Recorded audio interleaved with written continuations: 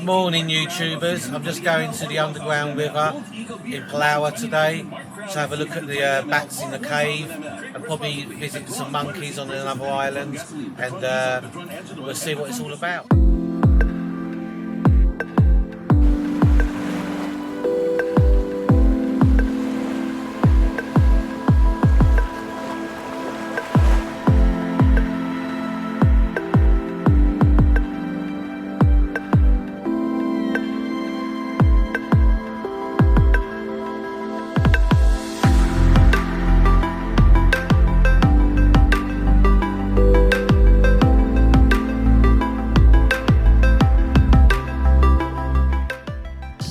Heading into the cave now,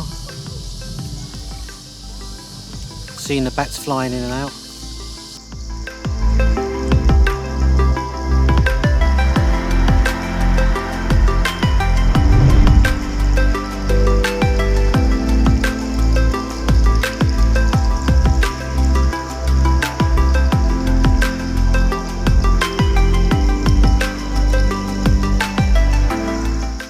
The cave is about 8 kilometres long, but you only go into about 2 kilometres, and it's supposed to be one of the 7 wonders of the world.